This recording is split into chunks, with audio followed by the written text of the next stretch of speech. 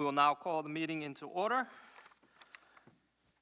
The committee will convene an executive session in main office conference room, 6 p.m. pursuant to Rhode Island General Laws 42-46-4 and 5 for the purpose of discussion regarding superintendent's contract pursuant to Rhode Island General Laws 42-46-5A1.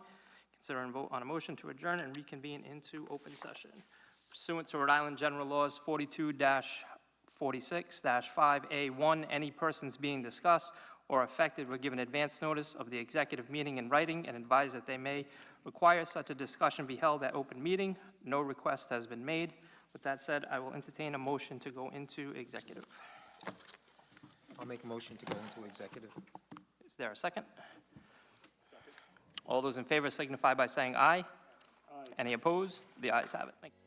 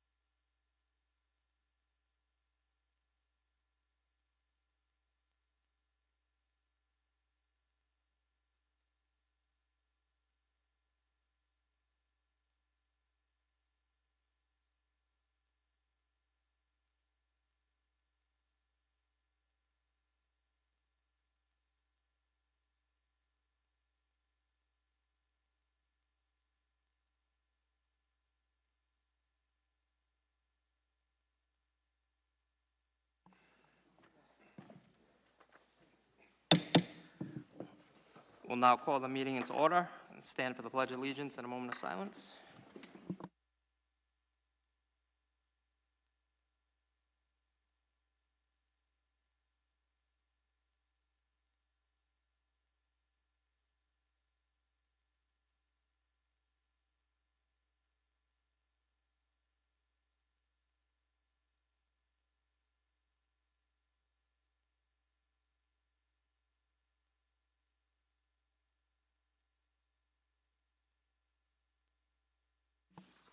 We're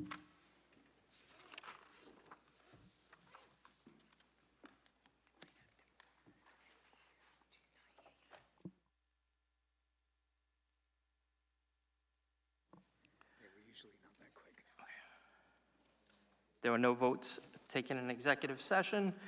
I will entertain a motion to seal the executive minutes. I'll make a motion to seal the executive session minutes. I'll second. All those in favor signify by saying aye. Aye. Any opposed? The ayes have it. I will entertain a motion to move the student liaison, as she is not here right now, to, I guess, when she gets here. I'll make that motion. I'll second that. All those in favor signify by saying aye. Aye. Any opposed? The ayes have it. Next item. District recognition, school highlights.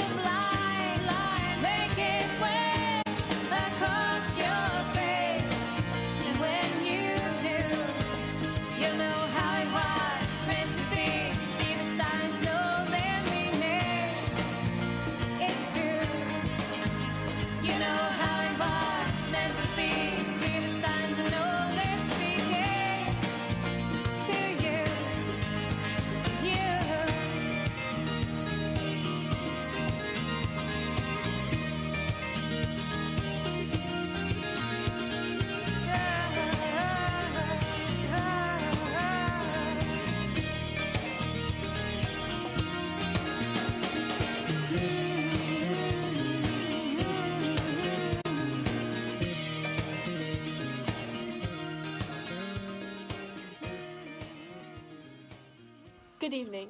We are honored to tell you this evening about the unique experimental education pathway program offered at EPHS. I am Megan Pita, and I'm here with Elizabeth Pacheco, and we are both sophomores at EPHS that are enrolled in the experimental education pathway program. This video is based on our experiences and opportunities as sophomores in the education pathway. Everyone's experience in the pathway is tailored to their future goals, and their path looks different as it is specialized to their interests. The experimental education pathway program allows for students to learn through hands-on learning experiences. This program offers a unique experience for students interested in pursuing a career in education or just interested in learning more about education for their future. This program is so special because we are immersed into the workforce that we are interested in just right from sophomore year. Some opportunities that have been offered this year are the Parapro Assessment, Senior Project, where we got to help the teachers, Outside Shadowing, where we go to other schools in the district, Reading to Classes, PSAT and SAT Blue Book video, which is attached, Internships, Shadowing, and the Introduction to Teaching and Learning class. For internships, we're able to shadow faculty and staff at any level of schooling that we choose in East Providence. For example, Megan and I are looking forward to shadowing various teachers in the district, like early education teachers, special education teachers, and speech-language pathologists. We are also going to be taking the Parapro Assessment in the coming weeks, and that will get us certified. Next year, we are excited to offer the Introduction to Teaching and Learning, which is a semester honors and EEP course, which will be offered to all students interested in a career in education. This course allows students to earn college credits at Rhode Island College upon passing and completion. We are excited for these opportunities, and thank you.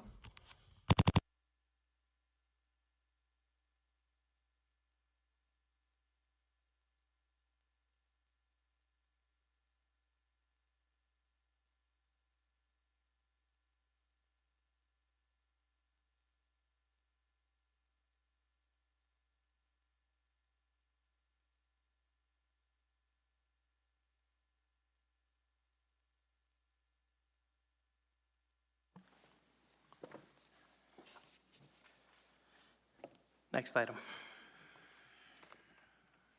Consent agenda.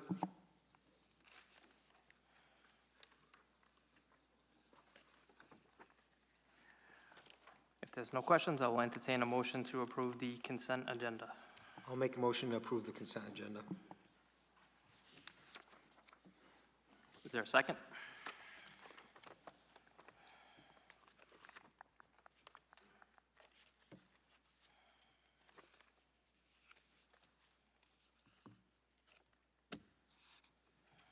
I'll second. All those in favor signify by saying aye. Aye. Any opposed? The ayes have it. Next item. Okay, so we're gonna call up Hope Moran. Yes. Student liaison, Hope Moran.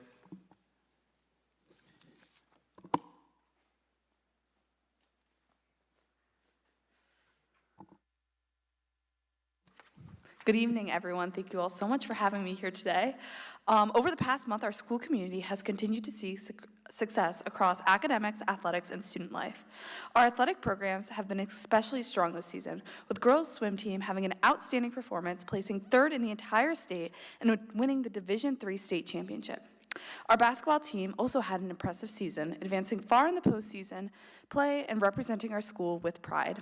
In hockey, Cindy Olson, Keegan Garant, and Colin McKenzie are advancing to the postseason, continue to represent our school at a high level with their co-op hockey teams. Our esports teams won the Rocket League championship for the second year of a row, securing a back-to-back title, highlighting our growth in our competitive gaming program. We also celebrated 2 student athletes during their Division I signing days. Abigail Ellison will be going to Bryant University to play tennis, and Julian Montero will be attending the University of Rhode Island to play soccer. In the arts, Zach Koshin earned first place in the high school division of the Rhode Island Music Education Association Student Composition Showcase, highlighting the strength of our music program. We also recognized and celebrated our school social workers this week, as they play an important role in supporting our students' well-being. Looking ahead, Battle of the Classes will take place this Thursday and will bring students together with friendly competition and school spirit. We also have implemented the new bathroom safety door system, which closes during the first and last 5 minutes of each period. This initiative has helped improve hallway efficiency and has been successful so far. Our Pathways program continues to grow, with more students joining this past month after increased outreach and promotion. Additionally, our Townie Cares Club is hosting several activities throughout March focused on student wellness, including a stress shredding activity where students are able to write down something that's stressing them out and shred the paper in a symbolic way of letting it go. Overall, this past month has been filled with achievements and positive momentum for our school community. It was also nice to finally see the sun again. I think morale went up across the building about 20%. Thank you for your continued support for our students and our programs.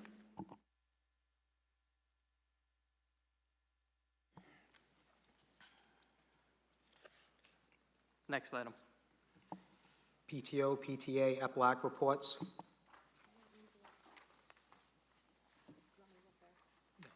No, that's fine. I'm going to speak on the behalf of Riverside Middle School PTSA. I'd like to take a moment to publicly recognize the incredible work of the Riverside Middle School PTSA team and our volunteers who help run the weekly meat and lobster raffles. These events are more than just fundraisers. They are true examples of what community support for our schools look like. Because of this effort, we're able to provide meaningful experiences for our students and staff throughout the year. The funds raised help support Teacher Appreciation Week, staff lunches and activities, school field days, ice cream truck visits for students, the 8th grade end of the year dance, and the celebration at Kenbron. These are moments that help build a positive school culture and create lasting memories for our kids. What makes this even more special is that our raffles are also a way to lift up other schools and causes in our community. We've hosted other PTAs on select Saturdays to help them raise funds for their own students. Most recently, our community came together last Saturday, 2 Saturdays ago, to raise money for Unified Sports and Special Olympics Polar Plunge, supporting inclusion and opportunities for athletes. I also want to give a special thank you to the Contender Sports Bar and Grill for their continued hospitality and support of our school community each week, and a huge thank you to Shauna Evans, whose dedication and support has been instrumental in making these very successful week after week. This is what a strong school community looks like: people volunteering their time, local businesses opening their doors, and neighbors showing up to support our students. I'm incredibly proud to be part of this community that continues to show up for our kids. This Saturday, we have the biggest raffle yet. It is our St. Patrick's Day raffle. It's Saturday, March 14th, and the RMS teachers have begun creating raffle baskets that will be there to buy tickets for. We have had Martin this year, East Providence High School, 11th grade student class, I guess that's what it is.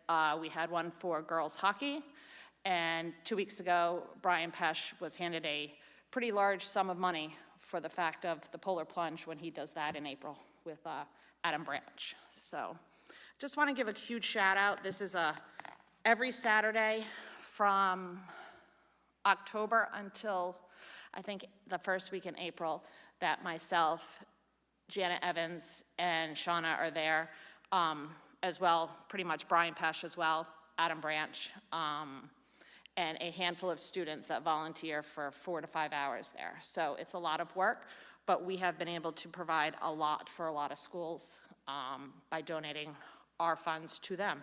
So I just think it's really important that you guys see what happens on PTAs and what they give to the schools and supply for the schools, stuff that we cannot fund ourselves here. So, thank you. Thank you. Next item.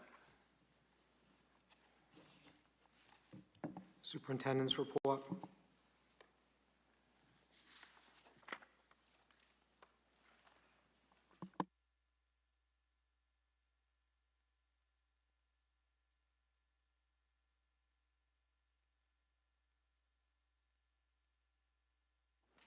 Good evening. As a facilities report for March, the wand doors have been installed, programmed, and are up and running. This will hopefully help out with timeframes of vandalism we've been seeing around the high school. The doors will be closed during passing periods throughout the day. We are still working on the wall finishes around the doors, which was pushed back because of the blizzard. Waddington dishwashers to be delivered. The snowstorms also pushed back the delivery. Installation will be done in the coming week once we get it in hand. The overhead garage doors have been installed out back on the steel building, and we'll be installing the side door. The quarterly sprinkler and fire alarm testing, along with hood cleanings by OmniPro, were done over February break. Backflow inspections are going to be scheduled for their yearly later this month. And logistics for spring projects are being put together when the snow melts. This would include the removal of Silver Spring fence, installing fence around the cooler HVAC units at Riverside Middle School, and paving and painting projects that are left, and a fruit tree grove planting at Riverside and Hennessy for the Boys and Girls Club project. Summer will bring EPS running track repairs. There will also be various repairs to grass and other items damaged from the blizzard. Studio Jade is preparing specifications and plans to be voted on and submitted to RIDE for the roof replacement of Oro Elementary School. Once approved, RFP can be put out to bid. They will have to do a roof abatement survey once the snow melts. The future timeline on this project is still to be determined. And lastly, I would like to thank my maintenance crew, custodians, Superintendent Ferrand, for all her assistance, shoveling, and support, and most of all, the endless cookies for everybody. My assistant, Steve Laughlin, Mayor DeSilva, and everyone at the DPW, Water and Parks Departments, DPW Director Dan Borges, Chris DeCecco, Corey DePina, Lou Kudo for the daily equipment loan from the city side. We wouldn't have been able to accomplish what we did without it. The hours were long and it was not easy work, but we powered through as a team. I would also like to say thank you to Tabitha Watchen and McShortigy's Market for supplying us with food and snacks throughout the storm. And with that being said, we need to look at our current equipment and start budgeting for these items to be replaced in the near future. I've provided a list of our current maintenance equipment, and we like to work to a certain standard and an expectation with snow removal, and are in need of equipment in the future to do so. And that's it for facilities. Let me just continue with building committee. Danny, real quick, have you experienced any type of hiccups with regards to the wand doors, and if so, have they been Right now, we have one that seems to be just a programming issue. It does everything but reopen at the time it's supposed to reopen, but we've had one door here, and we're just waiting on SINET to come back. Functionality works, it's just something that's is not being told to open at a certain time. So it's one, right now it's just 1 out of 10, everything else is working fine. and it's just a programming thing? It's just programming, we think, yeah. And you expect to get that resolved? Yeah. Through the chair, and just to confirm, just so everyone can hear that, if someone's in the bathroom, when it's locked, they can't exit the bathroom, correct? Yeah, yep, there's a green paddle on the door, you hit the paddle, it opens. And then if it's within that time frame of when it's programmed closed, it will close right behind you again until that, it switches over to green, and it'll stay open for the remainder. Thank you.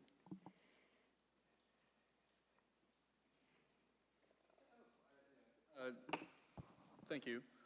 Just continuing on with the wand door, just a question in terms of, they're programmed to close 5 minutes before a period ends. Right. And so are there like new policies or procedures in place in the school to, is there like are we disallowing students to use the bathroom at certain times? Or if there's a student who is in the bathroom, is there like checks and balances to ensure, just the safety of the student, being locked in a door, although yes, you can open it up. However, if it like shuts tight behind you, like I could feel like an uneasy vibe happening. So you can always get out. Right. That's just egress code. So teachers are starting to notice the kids in the class, and they're not going to use the Menga pass within that 5 minutes. So they have to basically keep everyone in the class and try to avoid that time frame. The biggest problem we were seeing was during the passing, you were getting 15, 20 kids going into a bathroom at once during that time frame. So now that they're closed, you still have all gender bathrooms that are open, you have other bathrooms around and things like that to use. But they're just trying to shrink the time frame. That's the main thing. Yeah, and I'm sure you're, not, there in person for every bell ring, of course. But to your knowledge, there hasn't been like any hiccups or rough passages in terms of The only like incidents students that like we, not being able to use the bathroom within the last 10 minutes of a period. no, not. Yeah, there's other options. The only hiccup that we experienced the other day was the kids were taking trash cans and jamming them in the doors, but we ended up remedying that. So it's being received well by the student body. I'm not sure if I would say that, since they were putting trash barrels in it to keep it open, by most. Yeah, most are happy, the deans are happy, staff's happy. The ones that I would say cause issues aren't happy. Yeah, I mean, I was really in favor of this to allow for the students who were feeling like a sort of anxiety or uneasy feeling of utilizing the bathroom. I think that's a very unfair feeling for those students to have, and my hope was that this would help alleviate that pressure and stress. And so for those students, you feel like it is alleviating. Yep. And so during most of the periods, we have staff outside the bathrooms. The problem was that staff has to get to classes, right? So that's why the bathrooms were closed and are closed at the end of the period, because there is no supervision. And like Danny said, we would have 20 students in the bathroom, and there's no staff supervision outside those bathrooms during that 5 minutes before, 5 minutes after. Right. So it's a work in progress. Like Danny said, we're still working on one of the doors. But I do think it's going to be part of the solution. And again, there are bathrooms open throughout the school during the passing time. If a student has an emergency and needs to use one of those, they can. Great, thank you. Dr. Fran, are they on Minga? Is that time blocked off? Or can they still request a pass, or is it you're not able to? Yeah, so like I was saying, the teacher will get the pass request. So when it gets, say you're getting close to the end of class, the teacher should notice that, all right, we get into that time period, I'm not going to issue any more passes on the Menga during, I just didn't know if coming it up at the happened end of automatically class. in the system. Yeah, I'm not sure. I'd have to I ask talked Mr. to Bill Black. a little bit about it the Yep. other day, and they were kind of trying to implement a new way of issuing the passes to go with the doors. Through the chair. I don't think, Danny, this is the right talk for me to have with you. Like, I'd like to know how, I appreciate the doors being installed with you and your team and everything, but I think what we need to look at is maybe have Mr. Black here in a month and the deans and have a conversation, because the conversation needs to be, why are they continuously doing this? We're restricting. We need expectations, we need accountability. Like, there has to be more than us putting thousands and thousands of dollars into and I can't even believe we're having a discussion about doors so people don't go in. I mean, recently we just saw a couple videos that went viral about in the boys' bathroom, so I'm sure everyone else saw it as well, of 15 to 20 kids in a bathroom, videotaping it, knowing that people like myself are gonna see it. So I think what we need to start looking at is expectations of how to use the bathroom in our schools and see if there is a difference, if this is one of the items that are working, and if it's not, this is not deterring the problems, just like you mentioned with the trash cans, then we need to consider alternatives. So I'd like to see, ask probably the deans, who are up there, or the teachers that are up there, how this has worked out in maybe the end of April, beginning of May. You want to have them at the May meeting? Yeah, that would be just to see what, We can do was that. this financially appropriate? Was it a sound decision? Yeah, absolutely, we can do that. Because, sorry, in theory, we distribute digital passes. And so, in essence, you should be able to know who is going to the bathroom at 12:31 p.m. on Tuesday. And so the issue of having 15 folks in a bathroom doing whatever they're doing, causing disruption, those are moments during passing time, not at 12:31 p.m. on a Tuesday where you could say, oh, these are the 15 people that were in there because they all have a digital pass, correct? I believe Minger shuts off at a certain number of passes per bathroom. So it's our issue where the bathrooms were had a lot of students in were typically during passing time. Again, because there's no supervision outside the bathroom and because it's not controlled by a pass. A question, did anybody look at to see how many students were using the bathrooms during class time per day to versus now?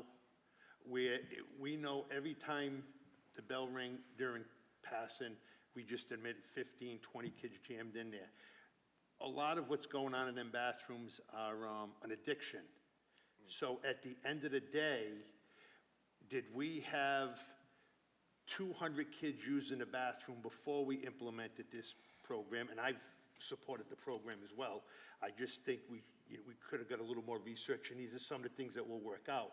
But if we were doing 200 students per day when they could go into the bathroom, changing of the classes, can you get us some data on, are we at 300 kids, 350 Well, kids? you wouldn't have data because they don't have passes during that passing time, right? You can So- see the passes. You can see the amount of kids that are using the restroom during the pass time, yes. But I think that's more of a question for the high school administration than Danny. He doesn't have access to the passes and he doesn't Yeah, deal with I the don't- I passes. don't deal with that system. So we Right, no, can, we can that's- get that from Bill. Yeah, Right, no, I'm it's- sure they could have a printout Right, of- because Yeah. the argument going forwards is if we had hypothetically, right, not saying, Dan, these are just questions I'm throwing Yep. out there so Mr. Black could, at the next meeting maybe. But if we had 200 kids per day, and now we're up to 350 kids per day, is that really a solution to the problem where now we got 150 kids per day more losing educational time? And do we still got to really research this? Because my next question would be is, when we all seen that video of the vaping, did anything happen to them kids? What happened to them kids? Are we really doing to the full extent of our policies? If it's illegal to light a match in a bathroom, is that some kind of criminal? These are the things that I think we have to look at going forwards, because like Jess said, we're spending not thousands, hundreds upon hundreds of thousands of dollars on this program. We're fortunate that the police department paid, I think, want to say 75% of this almost. I think they gave us an extra $30,000 towards this. But I think the whole bill is like $200,000. This is, it's the world we live in. It's not an insane conversation, but I just want to make sure we as a body, principal, everybody says, if we catch you, you're going to pay some serious consequences. The question is, we as a body, do we have to up them serious consequences? In other words, if you get caught vaping in the bathroom 6 months ago, you got suspended for 2 days. This district just spent $200,000. If you get caught vaping in it, you get suspended for 2 days. That makes no logical sense to me. We invested $200,000+, and I think as a district, we got to say, now this is where we went with it. If you get caught again, we're going to readjust this policy to implement more consequences. Because I think that's what the end result is. And let the consequences spread throughout the building, that I got caught and I got suspended for 5 days. I got caught and had to do community service. We can work with the city council on this.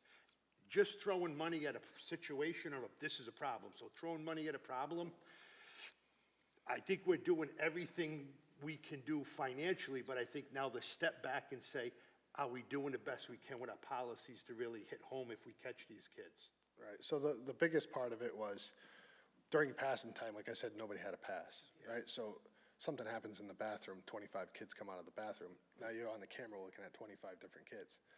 On the pass system, you know exactly who went to the bathroom during that time period, so you're shrinking your pool of, potential people. Right, yeah. That's the biggest thing. It's going on the camera. Instead of looking for 8 hours worth of footage, you're looking at 15 minutes. It's just shrinking the time frames. It might not be an end-all, be-all to the problems that we're having, for sure, but it's a help. That's all it really is right now. Yeah, no, and like I said, I think we just have to, a lot of these issues lie with, we as the adults, because I've been told where there have been individuals that go into this bathroom, see these 10, 12, 15 kids as a habit, and tell them, now just hurry, get back to class, hurry up. No, go in there with a pad. Nobody leaves this bathroom. Your name, your Tony, name, I- your I- name goes to whoever and the superintendent. That's what I'm trying to say. And do I believe that employees just go into these bathrooms and scoot the kids away? Absolutely. I've been told that by other kids that were in there using the bathroom, that had to use the bathroom and would prefer not to. But that's where I think we have to really meet with Mr. Black, with everybody on board, and say, we spent all the money, now let's make sure that we're doing the right, situation on our end. Through the chair, if I could just make a comment. You can't strictly just look at the numbers, because several of us have gotten feedback from numerous students that they didn't feel safe going to the bathroom, that they would literally not go to the bathroom all day long. Hopefully with this new system, now they feel comfortable and are using the Minga passes to go to the restroom. So I don't know how you would discern if it's, the kids still going in there to vape, or the increase is partially because, kids are now using the bathroom and feel comfortable in using the bathroom. I would hope that they do feel comfortable and now they're using it.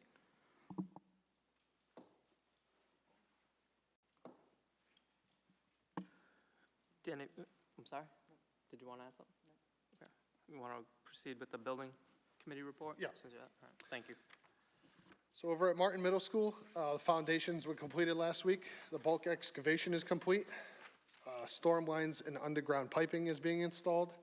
Steel is scheduled for the first week of April. Ceiling work was completed in the auditorium, and the punch list was done by AI3 in Peregrine, and to be back punched by Peregrine in the district. ATR Treehouse is completing their work on the sound and lighting on the stage, and the staging is set to be removed in the lower auditorium in the coming weeks. Over at Waddington, the handicap lift motor was installed over February break and is now fixed and was inspected. The concrete slab moisture testing will be taking place in the coming weeks to measure levels for potential moisture barrier installation needed for new flooring. And a 6-month warranty walkthrough is set to take place on Thursday, March 12th, and all items will be recorded as to any issues within phase 2 of construction. And that's all. Any questions? Danny, I just want to give you an update. I should have mentioned it at the building committee, but the drain system that we installed seems to be working very well. Yep. Going from one level, the chains that, how they designed that.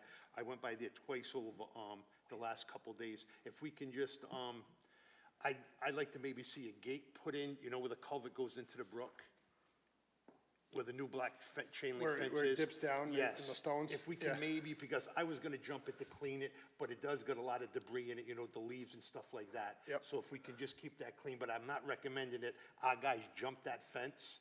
I know it'd be a long walk if we come in from the other end. I don't know if that's our fence.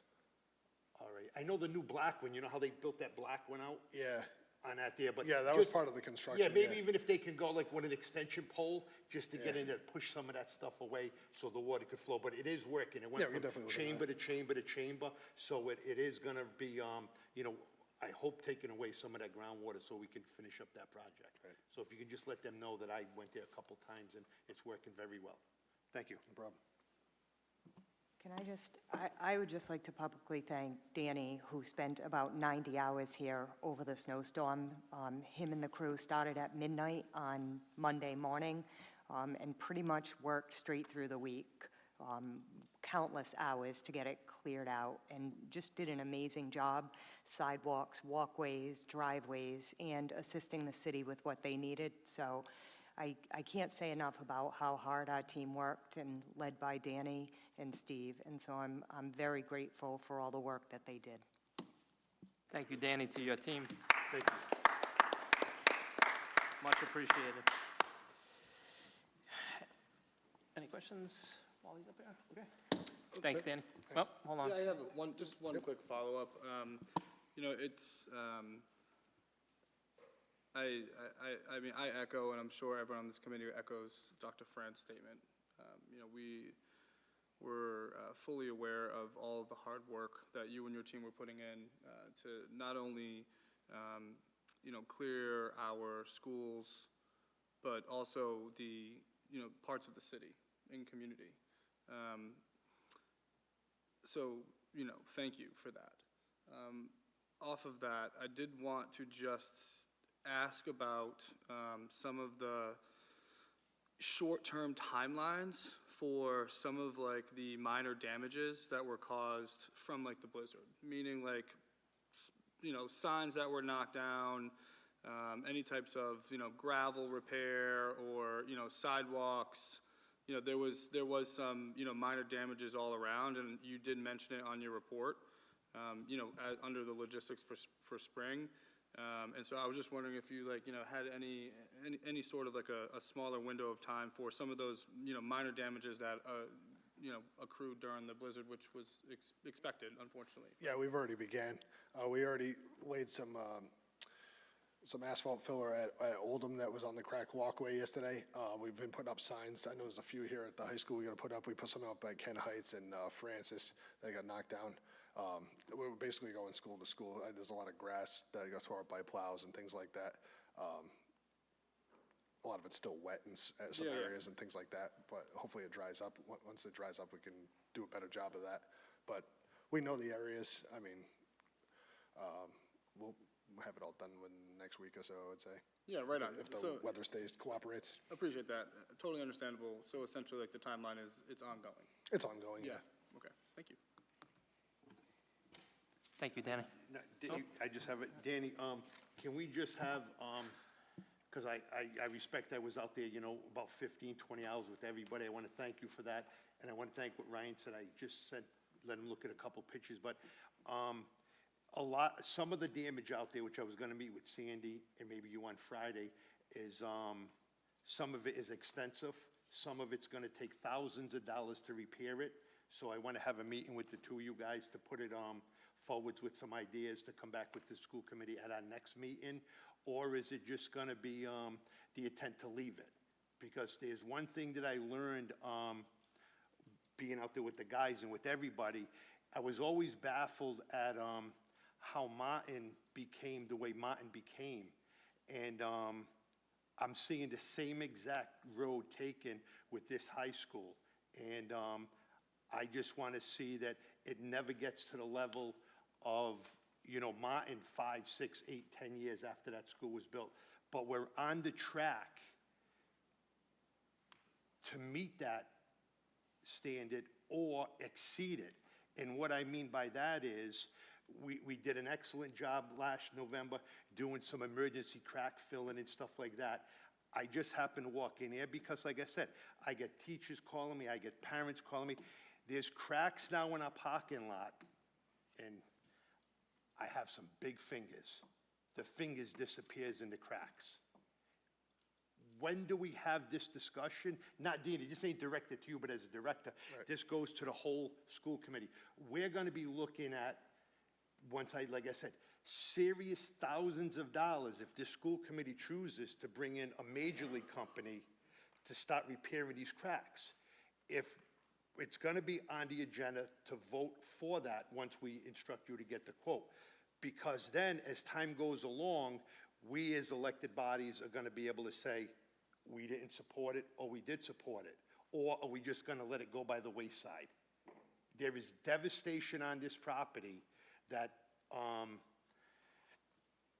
in my eyes, I'm very, very concerned about. And I want to know what we as a district is planning to do about it. We have some other issues at Martin that we're going to address if you guys get time on Friday.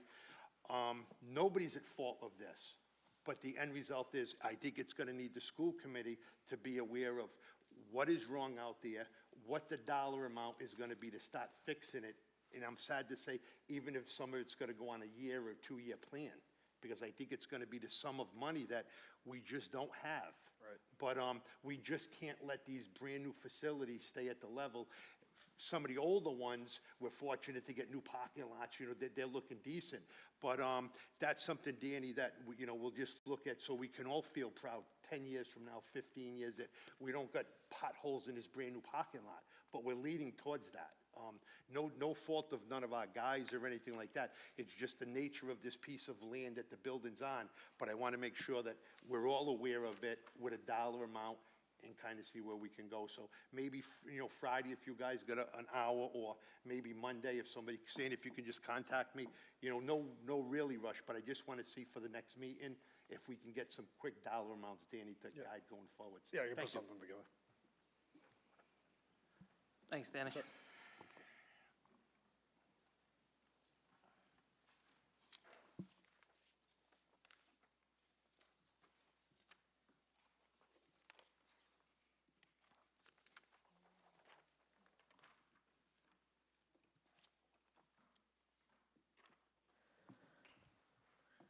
Hello.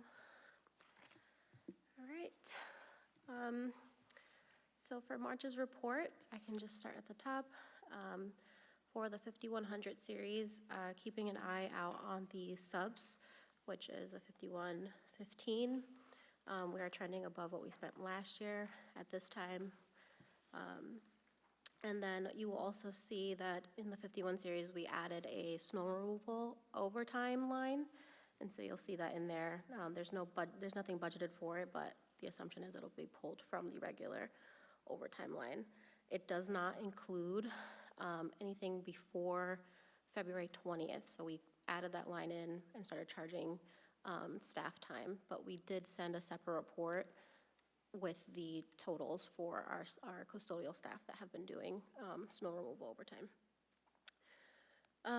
For the 5200 series, I am keeping an eye on the health benefits, and I'm working on getting some updated projections to see how we'll end up closing the year. Also adding that their 52,290, at last meeting I mentioned that there was a $6,000 credit. You won't see that credit there, however, it's still living in that line. It's just now we have some invoices that were applied to that line. And so you'll start seeing some more transactions getting applied there. For the 5300 series, I don't have anything to report or of concern right now. For the 5400 series, same, I don't have anything significant to note. And for the 5500 series, I also don't have anything significant or any concerns there right now. For the 5600 series, I'm still keeping an eye out on the gas and electrical or utility expenses. We are trending pretty high, however, I do think we'll get a credit from some of the activities that we've done, some of the investments that we've done with the building update, so those should be applied there shortly. For the 5700 series, I don't have anything significant to report at this time. But for 5800 series, I did want to flag, you'll see that we are overspent for dues and fees, but that is just because we reclassified some expenses from 53,416 to 58,102 instead. So that's not a concern of mine right now. We were struggling with cash earlier. It's just the city was going out for TANs. I guess around this time, we struggle with cash as a city as a whole, but we have received our funds, so it's not, you don't see that updated in the revenues there, but we have received them as of Friday. As for FY25, I don't have any updates or any adjustments that remain for FY25. However, we are still working through the audit. We had some staff out on leave, so we're hoping to get back on track on submitting our items to the auditor. As for FY24, that unfortunately I wasn't able to get the auditor in to report for today's meeting. It is their busy season, but I'm confirming April's availability. Other items for the finance office that I just wanted to acknowledge, we are preparing for the FY27 budget process. We have made some changes to how we're going to do the process internally, so really excited to present that to you guys in the future. We also have been making significant progress towards our ERP software implementation, and I just wanted to give a special shout out to Jess Aruda, who's our staff accountant, purchasing person, and also the HR director, Sandy, who have really helped with the payroll implementation and submitting really large data sets to make sure that we're on track. So, do you have any questions at this time? I have a On our Wednesday meeting, we had mentioned, Sandy had mentioned we were going to put a list together to give to FEMA to see maybe we would, does that include, could we put overtime on that as well, or is it just equipment? Yes, overtime, So staff we time. can put whatever overtime that we spent, we can send that along with that? Yes. Can you just send, when you get a chance, no hurry with this, Yeah. the committee, just what that list entailed and the total amount of overtime that, I know it was a letter or report that we sent to FEMA. If you could send that to us, that'd be Yeah, excellent. I'll work with Superintendent on that. Thank you. Through the chair. Just based on the current spending trends, would you project a deficit in any line item, or which, just, Right now, I'm concerned about the health, because we don't know who can, people can change at any given time. So right now, I'm concerned with where it's at, and if there are additional folks, any additional dependents, it could go over. This also doesn't include, I believe we get our new rates in July, so there could be an increase there. It depends on what that could be. So that's my area of concern right now. Other lines, not at this time. I do think I'm going to keep an eye on the supplies line. Some schools are close to their allocated budget, but as of right now, I'm just keeping an eye on it, and I'll make sure to let you guys know when it is a concern.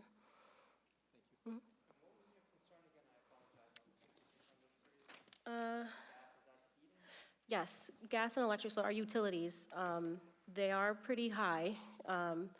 I do know we're getting credits for some of the work that we did through Rhode Island Energy with, I believe it's called the building management system that we did, and I believe Waddington. So it should bring some of this down. However, I am just a little concerned with how it is in comparison to our spending last year. And when do you anticipate getting that information? I'm not sure. I was engaging with them. I can follow up.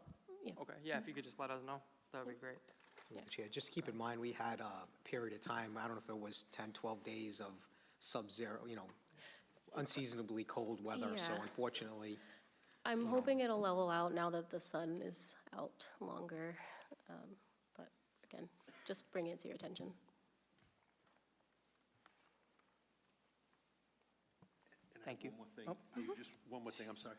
If you can just send to the committee our capital improvement balance, and I believe we did get some of our reimbursement money It's from. supposed to come in the 15th, but yes, the reimbursement money that was submitted to RIDE. Yes. Yes, it's due to be received on the 15th, and then the city will apply it to our account. Okay, is there any way that you can send that report out to us after you get that? Yes. So when we have the meeting, we would know exactly what we have in that capital improvement if we want to go forwards, discussing putting roof on that building, and stuff like that. That's going to be important for that meeting. Thank Yep. you.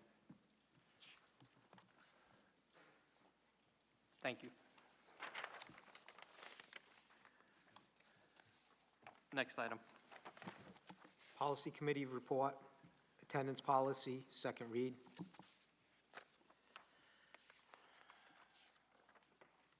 Dr. Fran, I didn't see any changes? No changes were made, okay. Just double check. No changes were made. Are there any questions with regards to the attendance policy?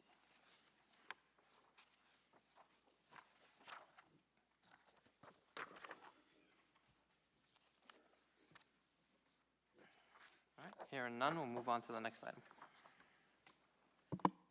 Public comments?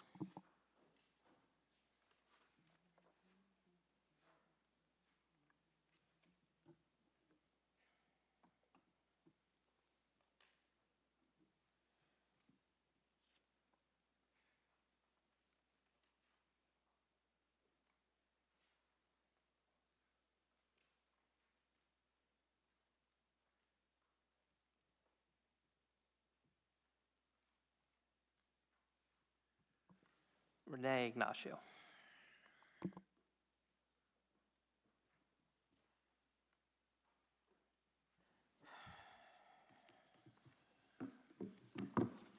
Good evening. I just came up tonight because I know we have the meeting on, I think, the 19th for Meadowcrest School. Is it the 19th? That's okay. So I just had printed some stuff out that I had found, so I have a copy for everybody. It's just a little bit of information about Meadowcrest. In doing the research and reaching out to the Rhode Island Historical Society and the East Providence Historical website, and they actually called me today, nothing was found on the Meadowcrest name ever legally being changed to the JRD Oldham School. So I guess changing the name back to Meadowcrest, which everybody wants, shouldn't be a big issue for the school committee or the school department. With that being said, we know that we have to keep Meadowcrest open, and we're going to need to spend millions of dollars on the repairs. As I've heard from U5 and the school, and also from the city council, that no one wants to shut the school down. As they all said, they like to change the name back, and besides, we need to have it. We all know that. Yes, redistricting is something that needs to be done, and it may help. We also know that money is going to be an issue, but with Meadowcrest being a historical building, I'm sure maybe we have a grant writer in our school department that could possibly look into the grant with the Historical Society of Rhode Island to help restore the school. And if we have a hard, stable plan to give RIDE, maybe they will be able to help us with doing some work.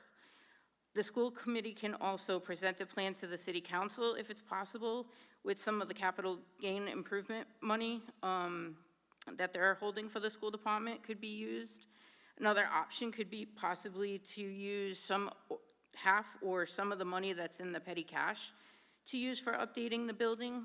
We're at the point where we have to start exploring all options and give the residents all the options that are out there before we just go and close the school down or even talk about closing a school down and crowd in more kids to a classroom that's already overcrowded. But I just printed out the mid-20th century schools, all the information when they were built. It's actually pretty interesting if you go on the Historical Society and read about all the schools in East Providence, when they were built, who built them. Meadowcrest was built in 1964, and it was originally named for the adjacent suburb neighborhood, also called Meadowcrest.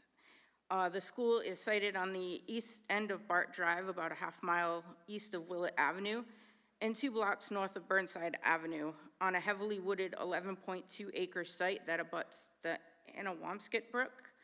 Although built a few years after Waddington, Hennessy, Grove Avenue, and White Neck schools, Meadowcrest exhibits many of the same modernist features: 1-story tall with horizontal massing and irregular linear footprint, a flat roof, brick walls, and large groups of metal-framed classroom windows.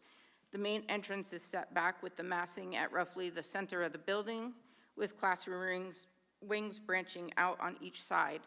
At the southwest corner of the south wing is a 5-sided room with walls, which are mostly windows that appear to have been built as a classroom. The feature adds some interest to the overall design. Meadowcrest School's name was changed in recent years to the James R. D. Oldham Pre-K and Elementary School, making this the second school to be named after one of East Providence's longest-serving superintendents. And as far as known, Meadowcrest has had no additions and has undergone relatively little alterations. It remains on the historic and agricultural significance.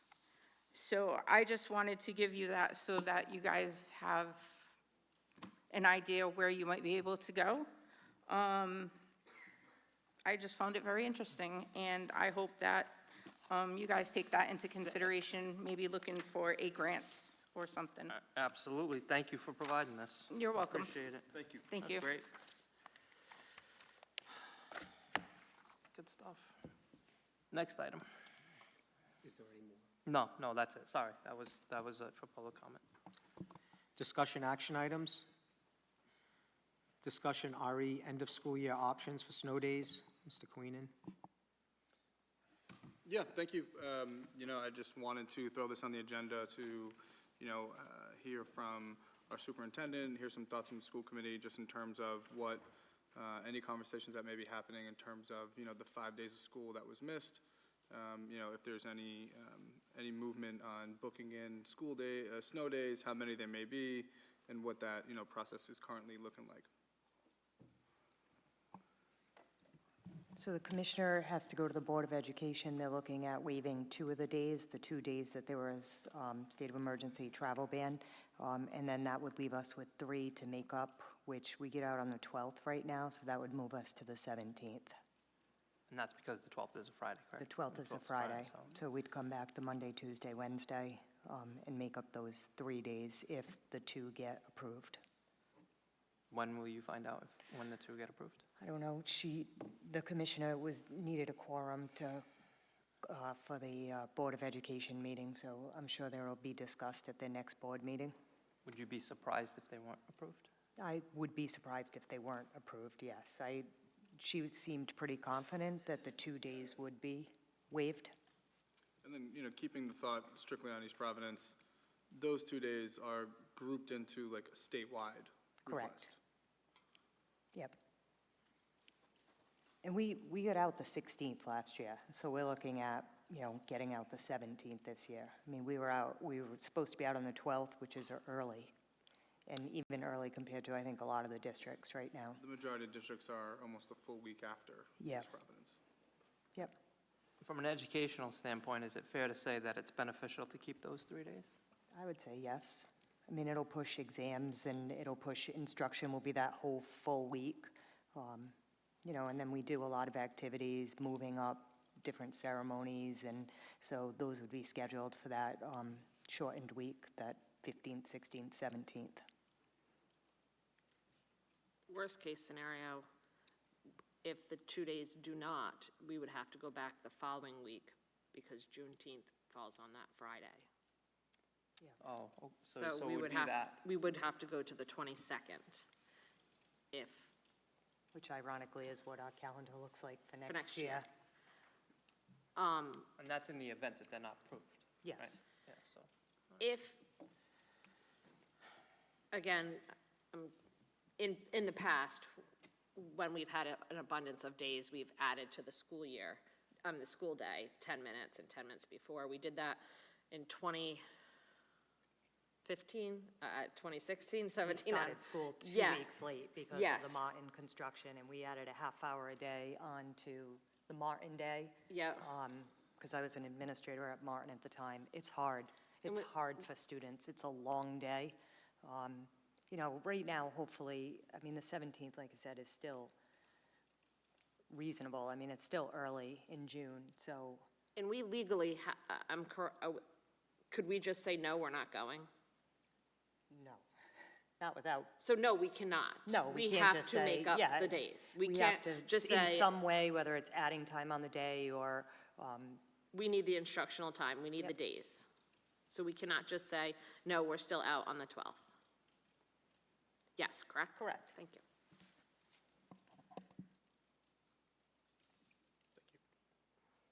You all set, Ryan? Thank you. Next item. Discussion, RE, list of age of maintenance equipment, Mr. Ferrara. Yes, Danny, you're coming down, okay, thank you.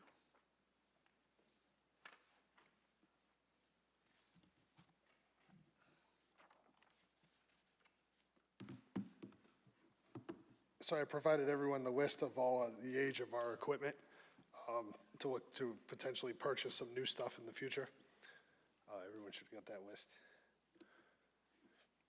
Danny, I want to thank you for this list. And a few things that I want to thank you about this list. I think it's extremely important that we use the word getting worse or rotted. Some of our equipment, some of it is junk. Some of it's been handed down from 22 years ago. So I want to talk about it, an in-depth report. This is like if they're sitting in front of us right now looking at it. So I want to thank you, for the effort you put into this. And I just did, a quick total. I would like to say that we're looking at the snow blowers that are basically from 2015 when we implemented that program. Jess was with us on that. So we've, didn't purchase no new ones. Them 10 have lasted all them years. We got the 3 new ones at the high school. A lot of our other trucks are 20, 22 years old. The Sanders are the ones that really gave us some issues for the last couple of weeks, but that's coming up on the next item. But I just think that this committee has to look at the short side of this, $100,000 to replace some of these items. A few of them that I'd like to, at a further meeting going forwards, is to discuss if we can use, a nice used Bobcat rather than a backhoe. Dan, I know we need that to move the Sanders, so these are some of the meetings that we need a little more in depth so the committee knows why. Yeah, I mean, it all depends on, like, the snow we've seen this year, we haven't seen in years, right? Yes. The past 2 storms, we needed the backhoe hands down. The biggest problem is here, there's so many spots that the kids use that we have to move the snow. Yeah. So the 2 small tractors only can go so high in piling the snow. Having the bigger machine, you can push it further back and move it, which is ideal.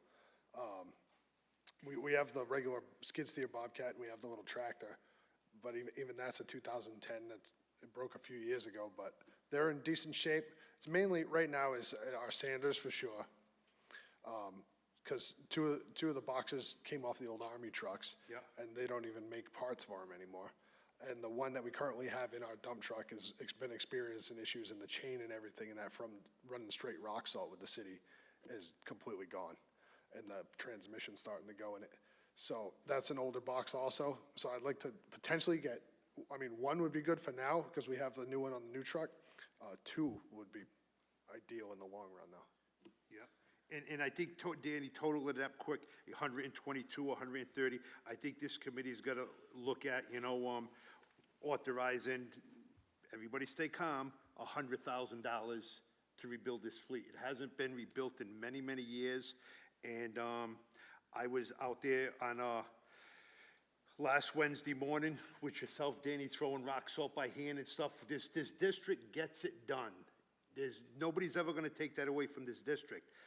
What frustrates me is the energy that our guys, our staff, everybody gives to this district, but I feel that we sitting up here, the committee has to say, we hear you and we're going to do something about it, rather than just listening to you, because that's what we've been doing for years. That's why this is the way it is. I think the time for all of us to sit here and say, we're just going to listen and have a nice day, I want to see it ended. We have the sale of that building. I think we got $100,000 that was, I don't think it's allocated for anything, but I also understand that I would shred this list if we can really get some facts that we need teachers, we need peer professionals, we need everybody. Every district does. But at some point, without some of this equipment, it's going to be really tough / dangerous opening our schools on time. Right. You were down there for an hour and a half. That's a massive piece, Riverside, a massive piece of property. Hand salted it like back in the 40s or something. And I want to thank you for that. I know a lot of our guys did that. And I just don't want to see that go on year after year after year. You guys step up to the plate for us in an emergency. You step up to the plate for us on a daily basis. We have to say the emergency is here. We have to really look at this into some of it next year's budget and try to get 2 or 3 of them. If we can do $50,000, I'd be happy with that. I'm the type of guy that'd be happy with $25,000. But do we need this full amount? Absolutely, Danny, and I thank you again for an honest report on it. I've seen this equipment. I've seen the mechanics down there working on it. I've seen it going down the road. I don't mean to laugh, but we do really got to address this. So I want to thank you guys, and I hope the committee can look forward to meeting with us going forwards on some other issues with this. Thank you. Danny, one question here. So I'm just looking over here.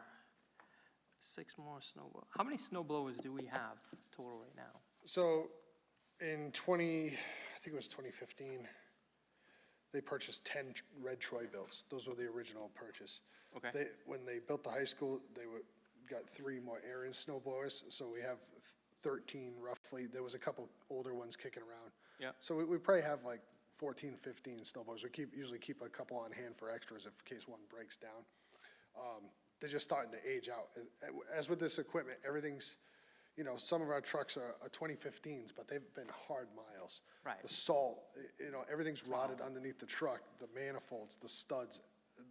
One of them had the dipstick fall off the other day because the salt just eats through the truck. It might only have 60,000, but it's a hard 60,000. It's a hard 60, right, okay. And so you had put down here equipment to replace and for purchase in the future, 6 more snow blowers, so we have 6. That would be probably- like weeding out the old ones, Weeding out the bringing old, in okay, yep, new. that's why, Yeah. that's how I understood it. Okay, all right, thank you.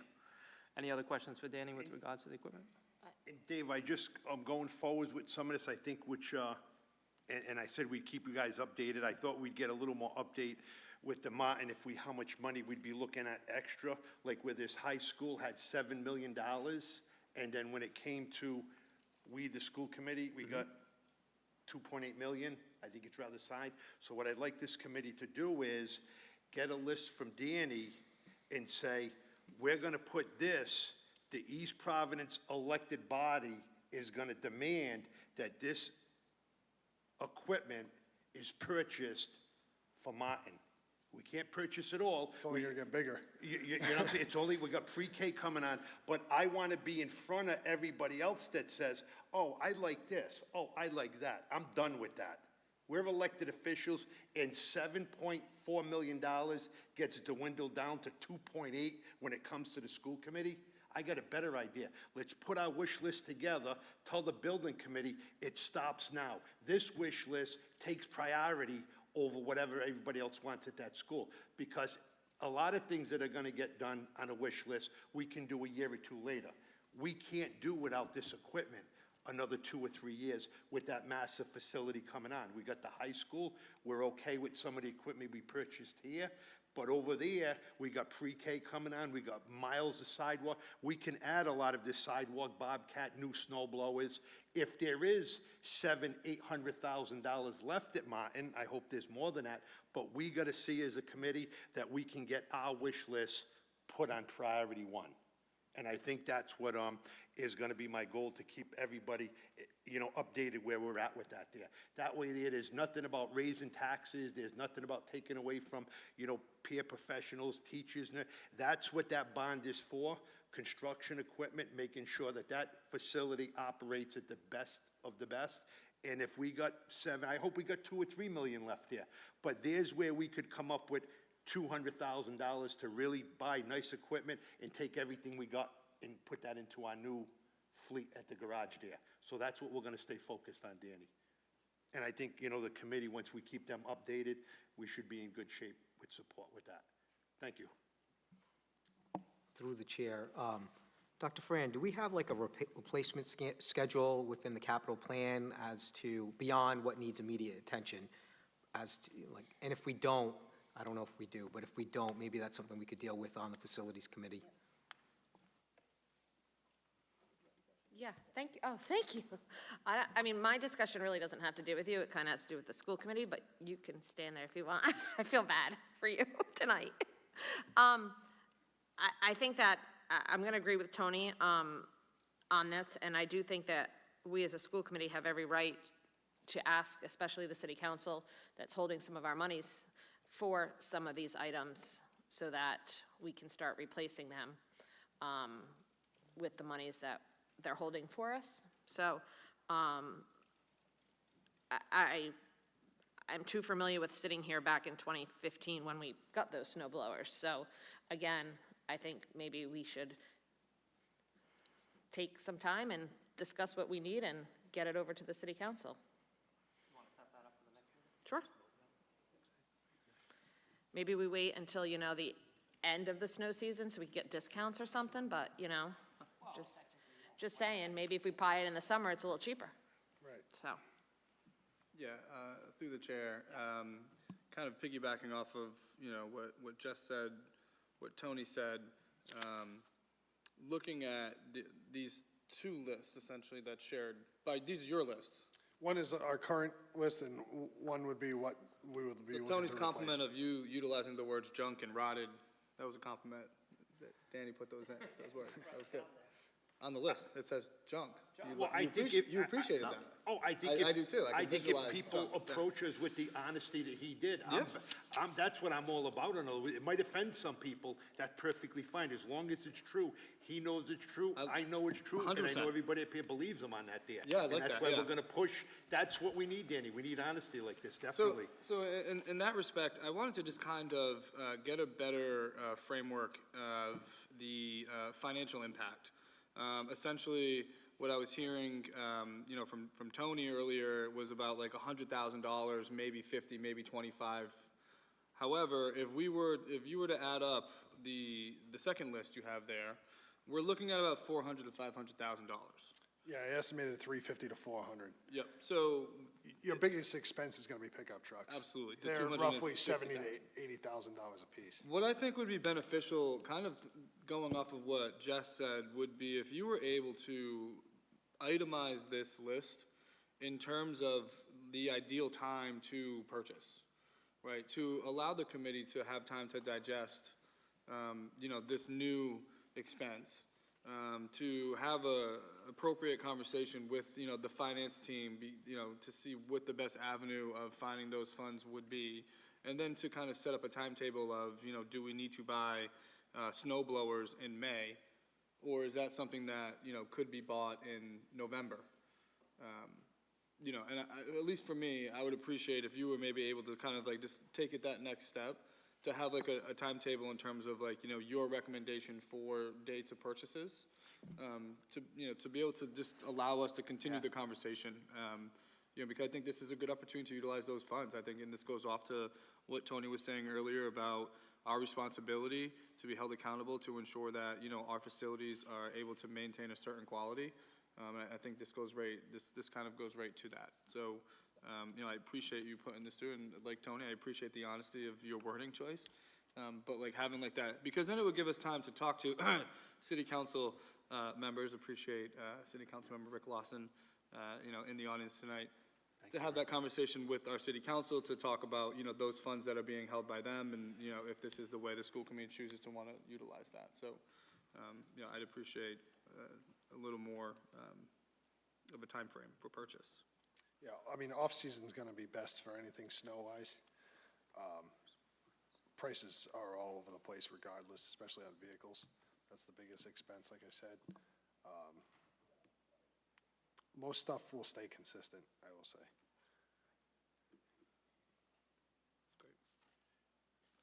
And just a bearer of bad news, because that's what I do for a living.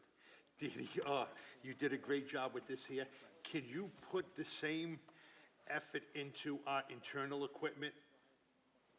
Floor cleaners and I'm also putting that list because for I that just, too. I That's want to my throw next. that out there now, and Ryan in the committee, that at our facilities meeting, we discussed that a lot of that equipment Danny is going to do hopefully the same thing, but a lot of our interior equipment is just as old. Yeah. It's failing us, so, we talked about looking at some other avenues going forwards, but so it's going to be important that we really focus on, a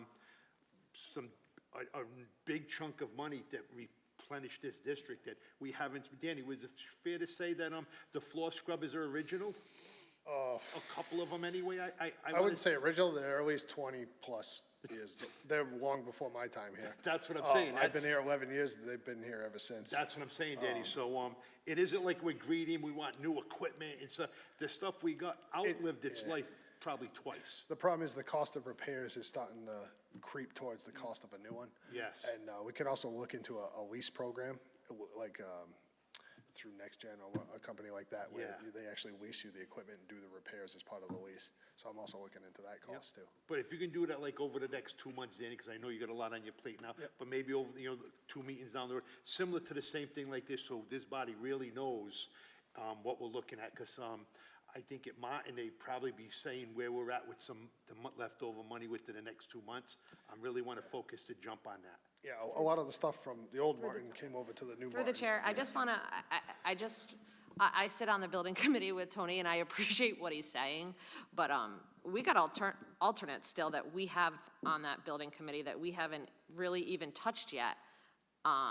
So I mean, it would be nice, and I'm hopeful that you're saying that we're going to have money left over, but I mean, with the price of fuel going up right now and everything else, like, I Tony, think do you this one really? would be like on a 5-year plan basis versus all in one shot. Yeah. I just don't want I don't think the district the could public afford to it, think that honestly. we have all this money sitting there and we seem to be spending it. I mean, Tony, we don't even have our basketball court yet. Oh, no, just what I'm saying, and that's why I said we're gonna Yeah. watch it. Yeah. We're gonna what I mean by watch it, right, me and you sit there and we get, the ins and outs, and I watch the expression, and I watch the literature, and I Yeah. watch the wording. I just want it clear, and I'll tell the public, as they say, the wool is not gonna get pulled Oh, over our I eyes agree again with you here. because we weren't on It it. did I at this agree. high school, and Yeah. it's not going to happen at Martin. Whether there's one penny left, Jess, or there's $1 million, we are gonna know I about agree. it from day one, and we are gonna decide where it goes. I agree with you on that. And I agree with you, Jeff, like I said, we got the vault for pre-K, which is good. Nobody got the combination except Karen, so that's good. God But- forbid with the paint. Yeah, We got- you know what I'm saying? But I think, I got a good feeling, Jess, that we're gonna be in the $2 million range there. It's just that I look at, the high school was, $200 million, and we were left with 7.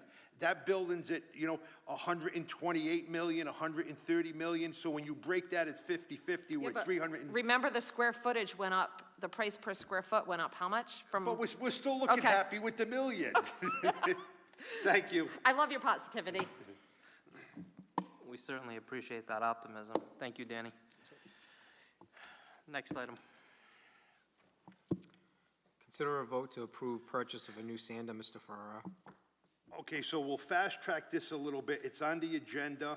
I had talked to Sandy about it on Wednesday, and I wanted to try to purchase a used one to get us through, say, the next couple of weeks if we need it.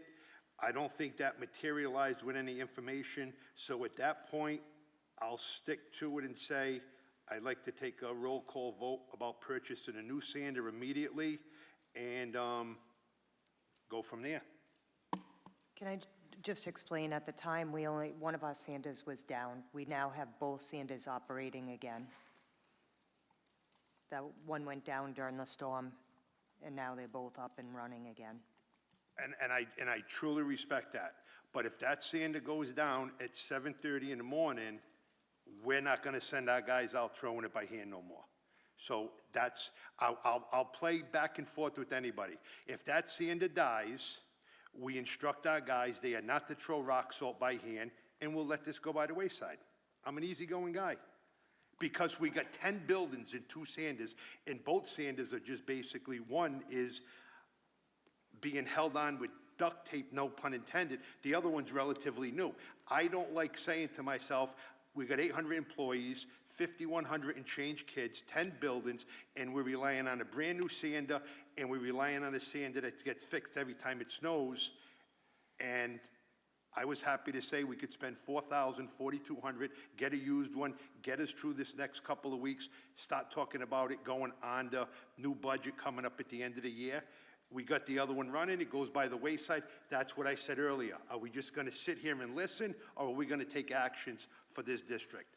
I've always willing to take actions and listen to conversation. But throwing rock salt by hand again is an embarrassment to me.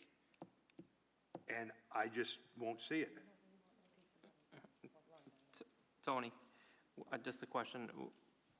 Would we, you think, be better served in purchasing a new one? as At opposed this to- point, yes.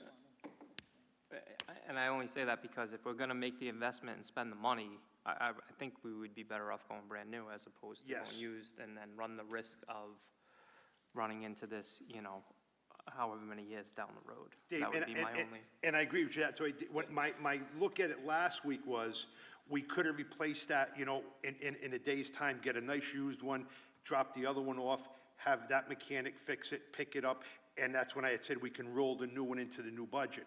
But now we're still looking at a new one, and one that we hope starts every time we pull the coil, I'm not willing to take that chance, so I would leave it as is. We take a roll call vote to purchase a new sander immediately.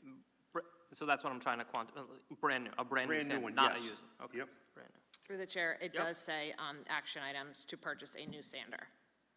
Well, Right, but he did in- say a used one. speaking, yeah. So I wanted clarification. Well, if I were to vote, I would vote based on what it says, vote to approve purchase of a new sander. New sander. Okay, brand new? Do I have any information in my packet that I did not get or on anything before I just agree to purchase, give unlimited money to purchase a new sander? Danny said it's between $8,000 and $10,000.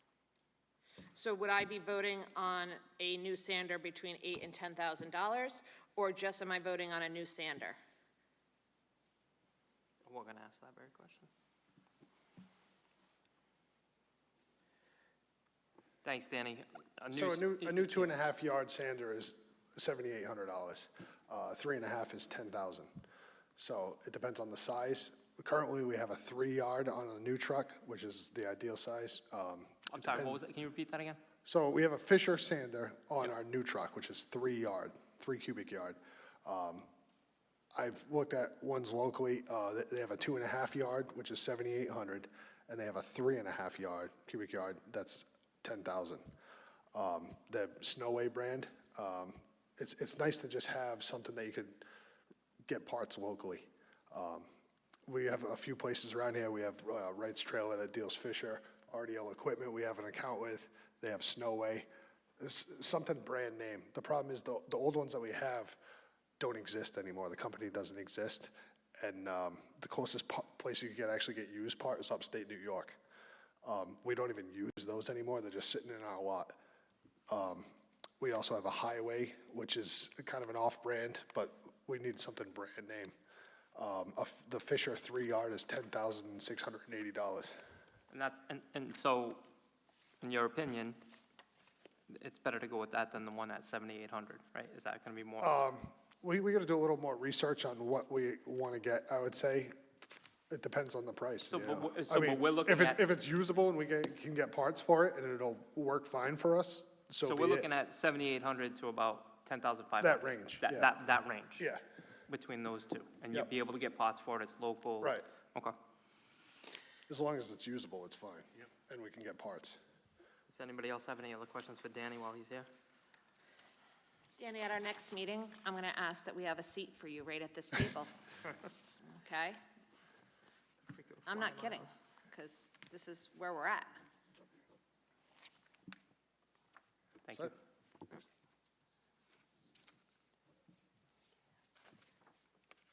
Any other discussion?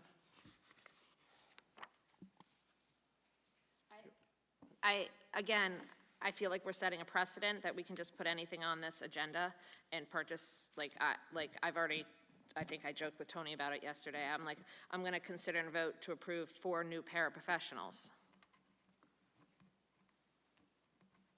Is that a one-time cost, the paraprofessionals? Well, for the rest of the remainder of this year. And then what do you do with them? You just say bye to them after? Yeah, but I mean, you're setting a precedent. I mean, I have no information except for what was just said. So if I were to make this vote, it would be to purchase a sander between this amount of money and this amount of money. It would not exceed this amount of money. I think that's where we need to be responsible, and we need to be responsible to where we're going to take the money from. Because it has to come from somewhere. We got $100,000 from that sale of that building. Okay, so we want to take it from there. Is that, no, that's a legit question, yes. I would say that I would feel comfortable taking it from there because I don't think that money was allocated in the budget. So if we take the highest side not to exceed 10.5 and we take it from that $100,000, we can't go beyond the 10.5 and it comes from that $100,000 sales of the building. That's a precedent that can't change if that's what we vote on. Unless, I would say to Sandy, if we have another place that we could take that from, I don't think we can use it from capital improvement, I don't believe. I was looking at equipment, but we're already 31,000 over on equipment.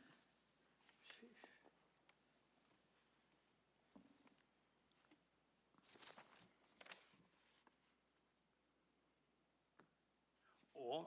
And then alarm, safety, I mean, it's a safety thing, but we're over 25,000 on that. Equipment rental, no. This 100K from the sale of the building, is this money allotted?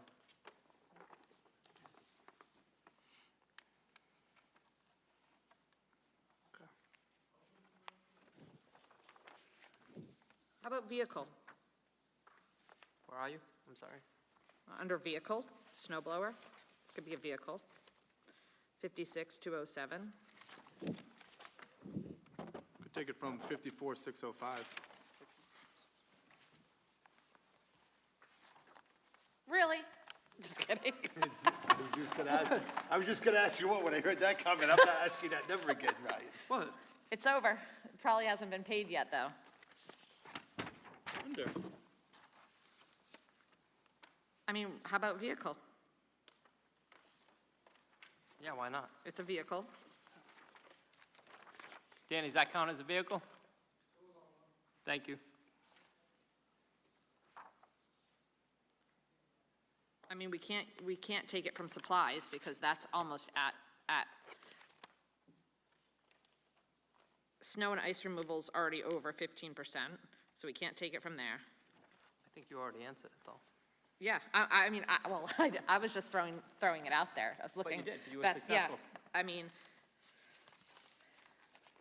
I'm assuming that probably means any oil changes or stuff like that, but maybe we could go without any for a little bit.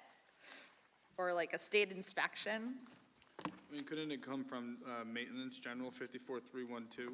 The past years, 25, we've spent 56,000, we budgeted for 80. 24, we spent 66, we budgeted for 80 this year. We're currently sitting at 22,000. Alex, do you have any? 56,211 too. Miscellaneous maintenance supplies.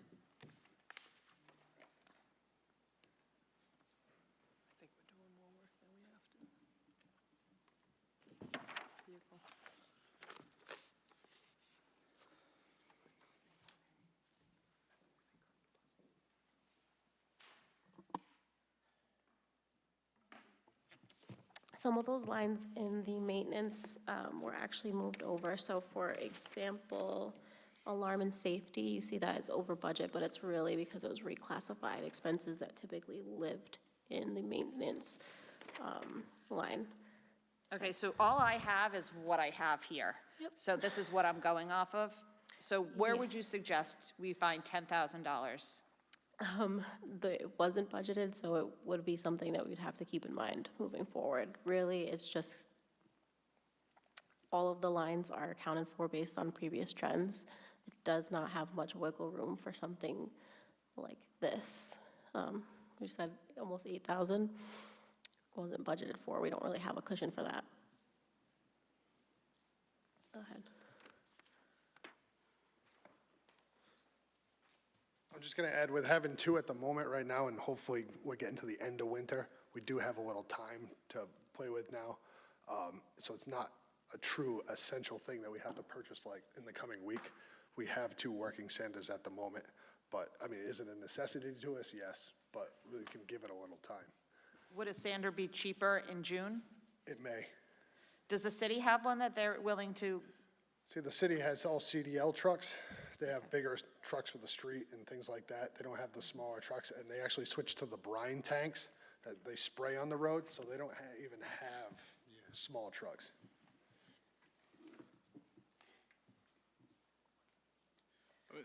To your point, the approval of purchasing a new sander is not necessarily we do this tomorrow, though maybe that's what Mr. Ferrer was implying. Say that again, please. Like, the approval to purchase a new sander may not necessarily mean we purchase this tomorrow, as if Danny's saying that we currently don't need it. I mean, we do, but like at the moment being that we're in March now, if we were talking and this was January, I would say yes. That would what we just went through. Now that we're getting a taste of warmer weather, hopefully this is the end of it. Hopefully we're coming out into spring. Might give us a little leeway to buy us a little time to try to find where we're going to get this money. Danny, is there a chance that this, we get snow on Saturday you go to fire up this sander that's been on the fritz and it doesn't turn on, is that a possibility? It's always a possibility with anything. I mean, right on the first day of the storm, we lost 4 trucks. All right. So- Not to interrupt you, like I said, I love playing Monty Hall, and I'm a little bit older than you. Here's a Monty Hall thing. I don't think I can change this, but how about if I'll be willing to table this to our next meeting to get exact prices, if we can get confirmation that somebody will be called in 4 hours early to start salting these properties at 4 hours early, if the truck breaks down. I mean, I'll work, like I said, I'll work, alls I'm saying is I got a very quick brain when I start thinking, and my object was just to spend $3,200 to get a sander, to get us through an emergency. Okay, if we won't go that route, then I would say, to ensure that the teachers don't have to walk on ice, we bring in somebody 4 hours earlier if we have to use that one truck. That'll be a necessity anyway. Yeah, if it but we goes didn't do it last time. Because it broke that morning. But, well, we're gonna leave it at that. We're gonna leave it at that. So, I mean, like I said, I know we're strapped for money, there's no, but like I said, what we're not gonna be strapped for is to have our guys, Danny yourself, it's embarrassing. $103 million, and we don't have a reliable fleet of trucks and to make acquaintance, and we just spent $360 million of taxpayers' money on 2 beautiful facilities. What a shame. What a shame it is. And we got guys and ladies willing to give 120%. $103 million, and we're talking about a $10,000 center. Tell me this school system isn't hurting. The question is, how bad are we hurting? I think we're hurting real bad when we're debating $10,000 on safety equipment to get teachers and stuff into a building. But, so we can, I said myself what I said, and if we don't want to go forwards with it, I'll table it, we'll set it up in June, July, we'll do it next on. Alls I can do is state my state and state my piece. I didn't think it was a tough thing to spend $3,500 on a used one. Okay, we don't want to go with a new one, we want to table it to June. Do what you want. So I'm going to go back to my question. We can vote tonight to approve a new sander, no more than $10,000, but there's no timeline of when it needs to be purchased. We make the motion, well, we vote, we see what happens, and we buy it when we can. And if God forbid, David, it snows on Saturday. Well, I wasn't trying to jinx Then we us, buy it on Friday. But if we don't need to, then we hold off until June and we buy it in June. But if we do the, It don't work like that, Jess. That's why I was pushing with Sandy if we could get a used one. And Are I'm fine you- with that. I only asked you, would it be more prudent to, I wasn't trying to Right. nix that idea. I just wanted to know if we're spending the money, are we better off in one shot just buying a brand new one? Yes. That was my, Right. Yes. I'm not but it- opposed to but- buying a used But one. Jess, what I'm saying, it may take Danny all day tomorrow to make some phone calls. It may take him to Friday to deliver. It may take 3 or 4 days to get it set up. So even if we get snow on Saturday or Sunday and the other one don't work. you're not supposed to say it too. No, what I'm saying, he would never be able to pull that off like in a day. You know, that's what I'm saying, like now is the time. We still got that 2 or 3 weeks. And what's horrible is when they were done and we were done throwing rock salt, by 9 o'clock, the place was dry. It's just that window of like an hour or two in the morning, and it's gonna be a little worse now because of when we turn the clocks back. So we're looking at even some of our elementary schools may be icy at that time of the morning. Are we willing to gamble it? I never gambled in my life, but I'll support my school committee and say, as long as I'm confident that we can have somebody in early enough, but It's your motion. You can go forward with it or you can table it. I'll It's go, up to then you. I want to go forwards with it. And like I said, I respect everybody's decision, but our backs should never be put in this position, so I'd like to go forwards with it. Okay, can you clear up your motion? Can you clear it up to the pricing? Yes, Of I what- would like to purchase a new sander not to exceed $10,500 immediately.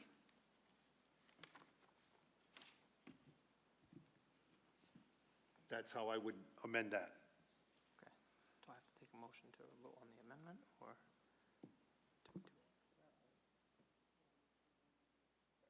Not the amendment. All right, so with that said, we'll entertain a motion to approve. I'm going to second. Well, nobody's made a motion yet. Oh, I thought he made that motion. I made the Oh, motion. you did yeah, make, oh, all right, I thought you were exactly, just yeah, not to clarifying. exceed My- the- my- yep. All right, my apologies, I thought you were just clarifying it. Ms. Boucher for a second. All those in favor signify by saying aye. Aye. Any opposed? The ayes have it. Thank you, guys. Next item.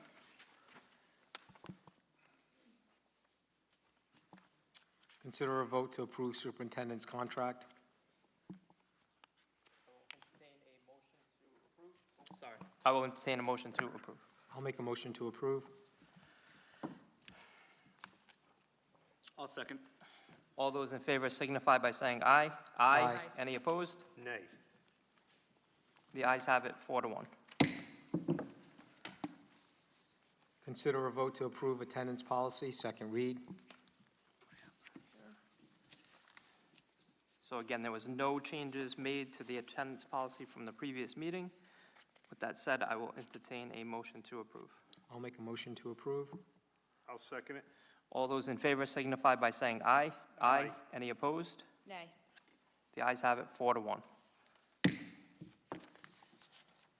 Consider a vote to approve EPHS CTC DECA trip to Georgia, April 2026, 2026. I make a motion to approve. I'll second. All those in favor signify by saying aye. Aye. Any opposed? The ayes have it. Consider a vote to approve updated 2026-2027 school calendar. I'll consider a motion. I'll make a motion to approve. Can we just let the public know what we're doing? So we had to move graduation for the class of 2027. Yeah. It's too early. It has to be, it can't be any more than 10 days before the last day of school. That's from So, yeah, that's the rules. Okay. And then we also did receive approval for the parent-teacher conferences, which bring us to 179 days, so that's a full day again this year. So that would give us till June 22nd without any snow days. It's a Tuesday. The Monday will, I guess, it will be a holiday. Yeah, Juneteenth is the Juneteenth will Monday. be celebrated on the Monday, and graduation would be moved to June 11th. Yep. And then the makeup days will be from the 23rd to the 29th. Okay. With that said, I will entertain a motion to approve. I'll make a motion to approve. Is there a second? I'll second. All those in favor signify by saying aye. Aye. Aye. Any opposed? The ayes have it. Consider a vote to change the name of Oldham School to Meadowcrest School. Mr. Lewis? So based on our policy, we may not be able to vote on this tonight, but we can certainly have, and I'm going to follow up with Andrew, because I believe we can. This is not a new facility. This is an existing facility, so I'm a little confused on that. I think we should be able to vote, but for now, I'll consult with Andrew and we can have a discussion. I put this on the agenda because I've got plenty of folks in that neighborhood who've reached out to me, you know, and this has been ongoing. This isn't something new. This has been ongoing since I came on here, that they wanted Meadowcrest to go back to the name Meadowcrest School. It's not Oldham School. It's Meadowcrest School. It's been Meadowcrest School forever. And I understand why we made that change, but that's no longer relevant.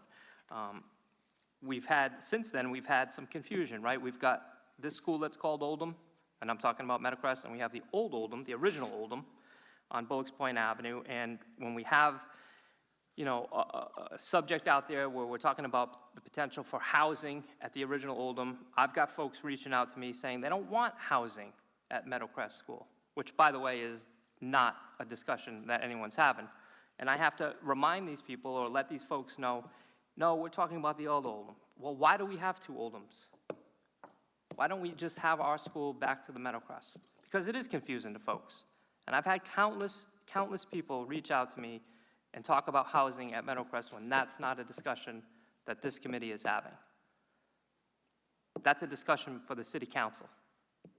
That's not a discussion for the school committee. So that's why it's on the agenda, to change the name back to what it was already named. We're not looking to name it after a new, we're not naming it a new name. We're reverting back to the old name. And that's why I put it on the agenda, and that's why, and I agree with these folks, by the way. It should go back to Meadowcrest School. And so that's why I put it on there. And that's it. That's kind of where I stand on that. I will get clarification with Andrew. Either way, at this point, it looks like we'll be voting on this at the next meeting, but if anybody else wants to weigh in, thank you, Renee, for providing us that information. I was not aware of that, so that's pretty useful. And I'll open it up to discussion for anybody else that wants to weigh in. Thank you. I just got a question. I might have lost why we can't vote on it tonight? I asked the attorney, and she said that we had tonight, and because we have a policy, and she said probably not. That's All right. what she said Probably to us. Well, she said no, but I mean, we all listened. I was concerned because we do have a policy that came after the fact, after we named it the first time. The policy wasn't written. So just to make sure that we do Right, things Tony, correctly. you want to read that language, please? Yeah. The only question is if it says on here, the naming of a new facility. So that's the only thing I would question. Right, we're not naming a new facility. We're naming an existing, we're reverting back to the original name of a pre-existing facility. Well, Dave, the only thing that I would say was, that was one of my first tasks, closing the old one. It was once again, it was a thing we jacked the money to take care of asbestos tile at the high school bad. But long story short, I got a size 12. I want to kick this can so far down the road from now until whenever it hits the ground, and let's move forwards. I think we're the only city that has two schools that are named the same. One's been closed for 15 and a half years. The city now owns it. What they want to do with it, may support it, may not support it personally. The other school, I will fight to keep it a school. It's a beautiful neighborhood school. We're going to need some serious money, but put it back to where it was. Chrissy was there, Jess was there. We had a sign. We used to call it Freddie's old school. His daughter went there. It's been a nightmare for 15 years, 14 years. So I don't see what the issue is. If we vote on it, what would be the consequences? We're all adults here. We're all elected officials. We're all school committee members. There's a policy. I'm willing to say publicly, I would like to break the policy and vote on this tonight. Because, Dave, I get calls over it constantly.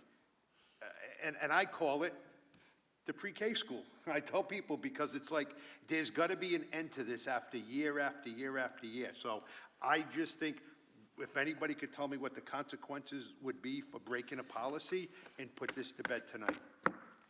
And publicly, Does that I'm just willing say, to. I don't know that we're breaking a policy. That's what I'm saying. If we are, we could deal the consequences. It may go away because the can hit the ground after I kick it, and there is no violation, it is nothing. I'm willing to take that chance on, this is just the public. Would we be changing it during the school year for the current students and parents that are currently going there? So I'm more than willing to compromise on that and wait until this school year is over. Because that doesn't say that here. It just says change name of Oldham to Meadowcrest. Right, so I can amend that. And the paperwork, the registration, everything that already currently goes out to these parents all say Oldham. And the idea that we are making the decision to change a name mid-school year. Right. so- Because everyone's getting phone calls. I got none. Well, the only- Except from today, 5 seconds ago. Thank you, Councilman. And then the question that I have going forwards, last year, I was looking at building permits and stuff at some of our schools, and they still had Burnside Avenue on it. When did the school department leave Burnside Avenue? And you look at a building permit, and it says 1920 Burnside Avenue, and I look at it, I'm saying to myself, well, it still works. Project got done, under budget, everything went well. It's these are them technicalities, but I think we should, I would be, and Dave, I would support that. I support it, period. But, and Jess, I support that we go to the new year so we don't interrupt anything and add any more confusion to this. But I think now that we're going to have community meetings on the one on Bullocks Point Ave, then we're going to have Sandy's meeting on the 19th over at this school, we can go forwards and say, we'll call it what we want, but legitimately and paperwork-wise, we'll keep it the way it is into the next school year. So I'll amend my motion, if it is approved, to wait to name the school until after this school year. With that said, I will entertain a motion to approve. So the lawyer that was here, and the lawyer that we had tonight. The lawyer that we said. She said no. I just want to confirm, she said no. No, that's not what she said. What- She said, I believe so. You just stated it. You just Well, stated no, it. I You said- asked her, and I just want to verify, because she said I would wait to do with what the policy says. So I just Okay. want to confirm that.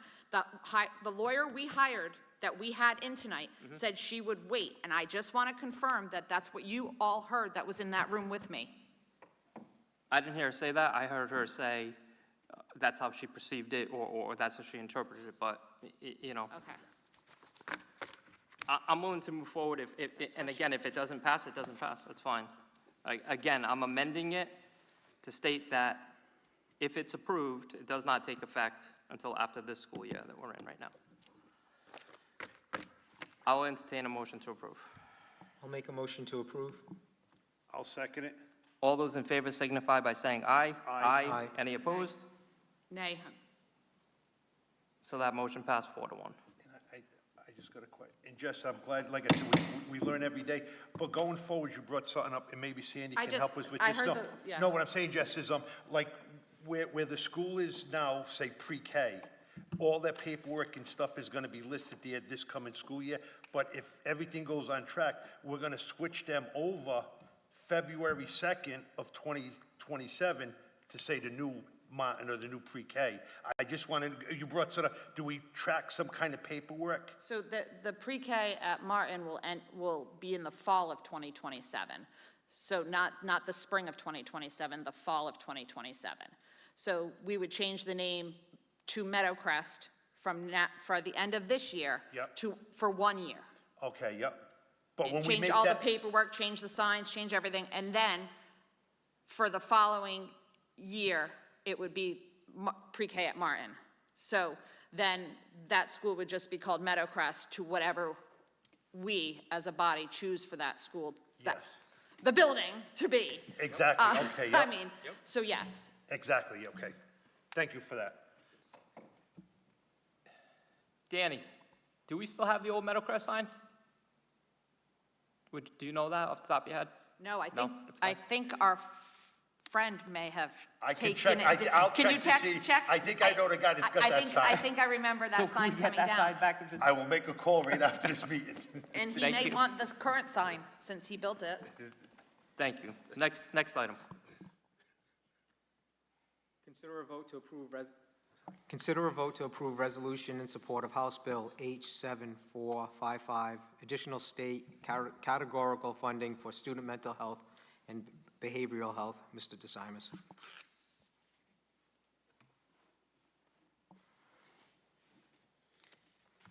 If there's no discussion, I mean, to me, this is a no-brainer, so I will consider a motion to approve.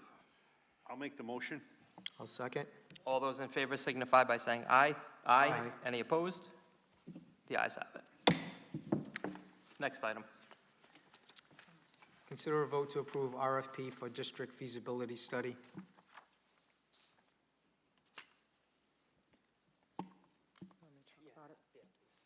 We'd like to go out for an RFP to see what the cost would be to have a study done on the utilization of all our buildings as we spend the next year trying to decide what we're going to do with our schools, whether or not we're going to redistrict. I think that we need to look at bringing a professional in to offer us some options and what they think would best meet the needs. It's a two-part RFP. It's the demographic study, which we have had 2 demographic studies done. So I'm not sure that we'll need that portion of it, but we'd like to get a price on that.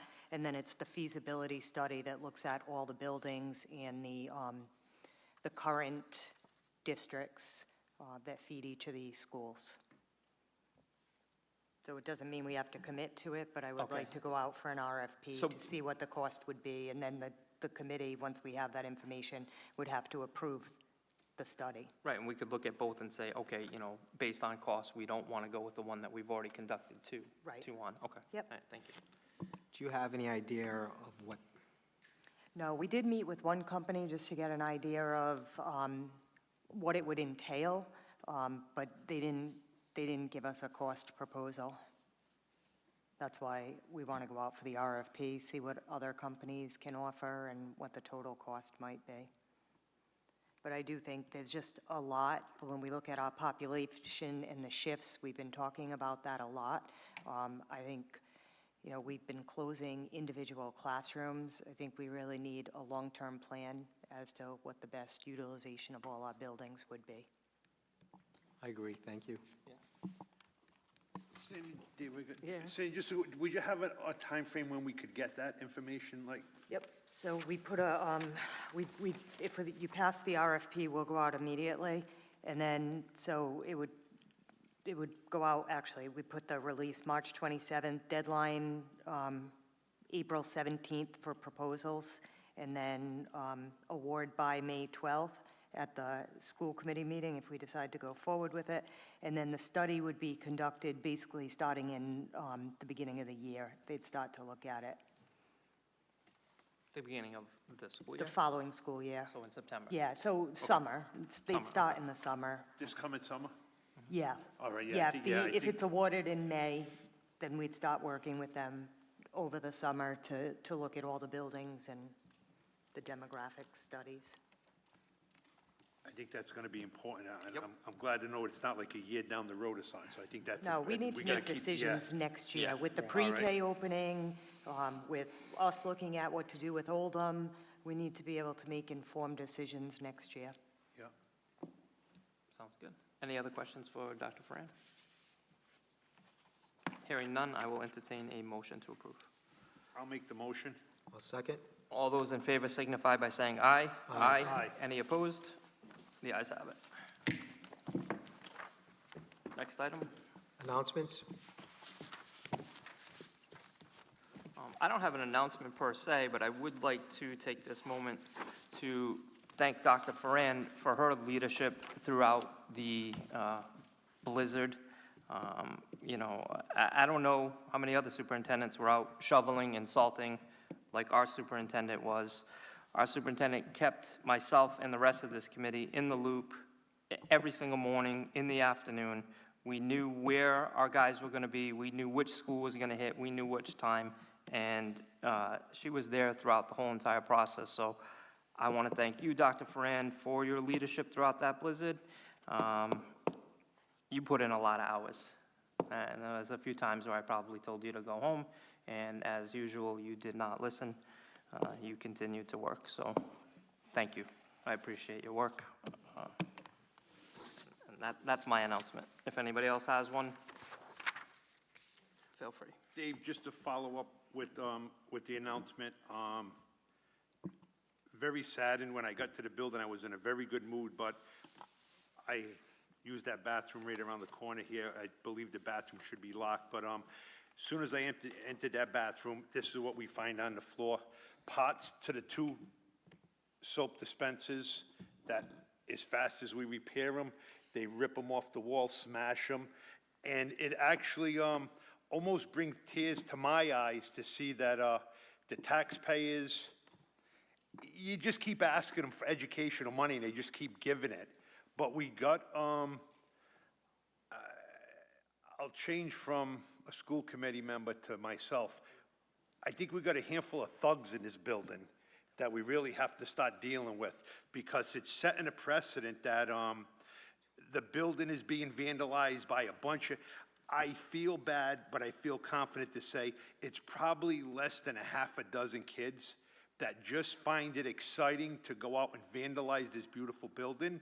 I don't think they have the aspect of, there's a lot of people in this community that live day by day.